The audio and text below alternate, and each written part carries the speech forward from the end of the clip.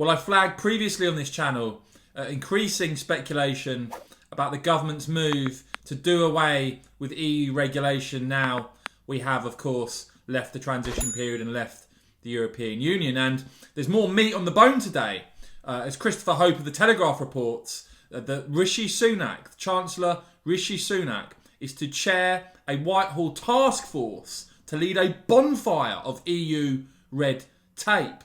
Rishi Sunak seemingly charged by Boris Johnson to lead this bonfire of EU regulation and to chair a new Better Regulation Committee, which will focus on cutting EU red tape for businesses. And I've spoken previously, of course, about the Brexit competitive advantage. Of course, we've heard some predictable bedwetting and outcry from the usual suspects. But of course, this is about taking competitive advantage, not about ridiculous scare stories. And I'll get on to what the government are saying on that in a minute. But what we know is that this Better Regulation Committee will be looking at effectively the opportunities of Brexit, with Sunak's committee backed by a unit of civil servants who will be charged with carrying out a series of systemic deep dives into EU-derived regulation to identify and implement agreed changes. Ministers also seeking to engage with MPs and British businesses to look at the best opportunities for the UK to take advantage of its newfound freedoms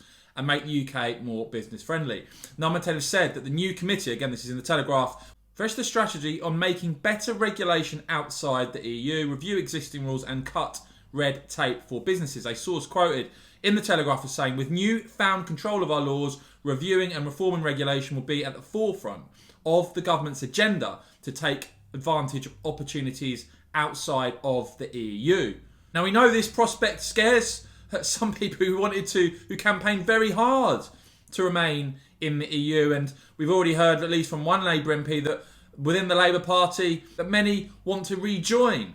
So they're determined to still be miserable and downbeat about every aspect of Brexit. But this opportunity, with the government having new freedoms and abilities, of course means, as I've said all the way through this, means that you at the ballot box will be able to judge the decisions that they make. But this is one of the benefits of Brexit. The government, the British government that you elect, that you can hold accountable at elections, is able to have greater freedom in what it does.